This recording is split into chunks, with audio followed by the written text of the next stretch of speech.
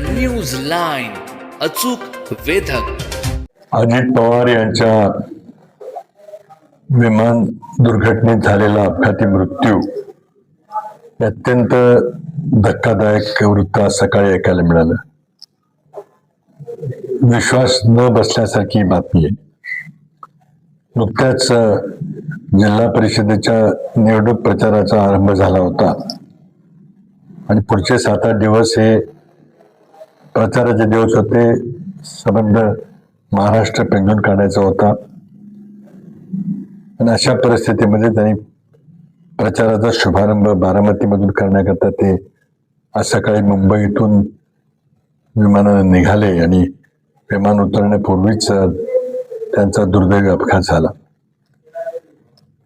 आम्ही दोघेही नोव्हेंबर 2010 मध्ये महाराष्ट्राचे मुख्यमंत्री आणि उपमुख्यमंत्री म्हणून पहिल्यांदाच सूत्र सांभाळली. आम्ही जवळजवळ 4.5 वर्ष एकत्र काम केलं. मला त्यांच्याबरोबर काम करण्याची संधी मिळाली. आम्ही दोघांनी मिळून महाराष्ट्राच्या हिताचे अनेक निर्णय घेतले. बऱ्याच अडचणीच्या निर्णयामध्ये त्यांनी माझी साथ दिली. आमचे काही मतभेदही झाले, परंतु जे काही निर्णय आम्ही घेत होतो ते महाराष्ट्राच्या जनतेच्या हिताकरता घेत होतो. त्यांचे काही गुण म्हणजे विशेषतः शिस्तबद्धता, वक्तशीरपणा किंवा अखंडसारखी होती. कुठल्याही बैठकीला ते कधीही उशिरा येत नसत आणि पूर्ण ध्यान देऊन जे काही प्रेझेंटेशन असेल किंवा जी काही चर्चा असेल त्यामध्ये ते लक्ष घालत.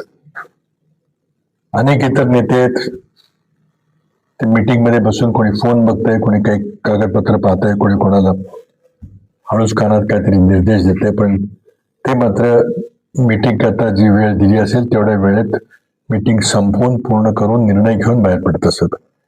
त्यांची प्रचंड अफाट निर्णय क्षमता होती, करारीपणा होता. पण सगळ्यात महत्वाची गुण म्हणजे हा कार्यकर्त्यांचा नेता होता. महाराष्ट्रातले त्यांनी अनेक कार्यकर्ते शून्यातून उभे केले आणि दादा म्हणून लोकप्रियता कमवली, विश्वास कमवला आणि प्रेम संपादित केलं.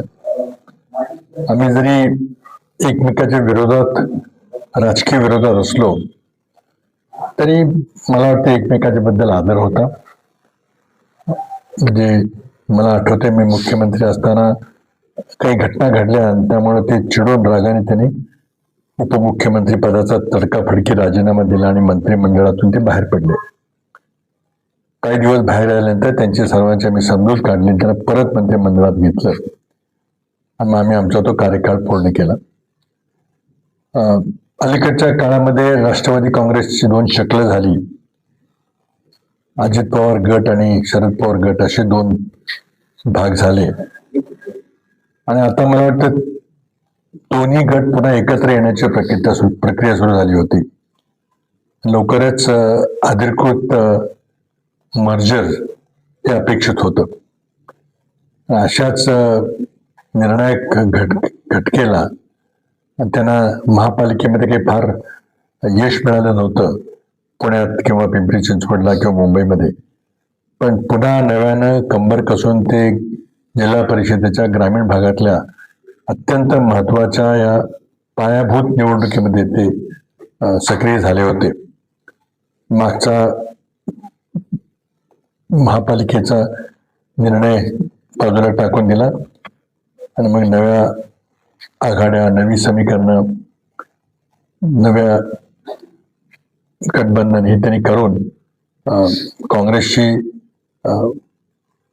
आघाडी करायला त्यांनी आपल्या कार्यकर्त्यांना परवानगी दिली होती. अनेक ठिकाणी काँग्रेस बरोबर त्यांच्या आघाडीचे प्रयत्न होते. आम्ही मात्र ते फडणवीस सरकारचे सहभागी असल्यामुळं आम्ही काय त्यांच्याबरोबर अधिकृत आघाडी करू शकलो नाही. परंतु मला खात्री होती की एक ना एक दिवस सर्व जुने काँग्रेस विचाराची मंडळी एकत्र येतील आणि देशात 2च विचारधारा राहतील. एक उजवी विचारधारा त्याचं प्रतिनिधित्व भाजप करते. आणि दुसरी विचारधारा म्हणजे समतेवर आधारित फुले शाहू आंबेडकरांची विचारधारा. आणि शरद पवार असतील, अजित पवार असतील, त्या सर्वांचा त्याबद्दल कुठंच काही तडजोड नव्हती, दुमत नव्हतं. तरी सत्तेत सहभागी झाले ते म्हटलं त्यांच्या विचाराचे ते कधी सहमत झाले नव्हते. त्यांनी शेवटपर्यंत समतेचा विचार, फुले शाहू आंबेडकरांचा विचारच जपला. तो त्यांना निश्चितच इतर कुठल्याही विचारसरणीपेक्षा अधिक प्रिय होता, हे स्पष्ट आहे. आज बारामतीला या दुःखद घटना ऐकल्याबरोबर लाखोचा जनसमाज इथं जमलेला आहे, शोकाकुल झालेला आहे. त्यांच्या कुटुंबावर फार मोठा आघात झालेला आहे. एका बाजूला दिल्लीमध्ये पार्लमेंटचं अधिवेशन सुरू होतंय. सर्व पवार कुटुंबातील प्रमुख मंडळी दिल्लीत होते आणि सकाळी ही बातमी 9:15च्या सुमारास येऊन धडकली. मी पवार कुटुंबियांच्या प्रति संवेदना व्यक्त करतो आणि शरद पवार आणि स्वतः शरद पवार असतील, सुप्रियाताई असतील, सुनेत्राताई असतील, सर्वांच्या प्रति संवेदना प्रकट करतो आणि मृतात्म्यास श्रद्धांजली अर्पण करतो. द न्यूज लाईन, अचूक वेधक.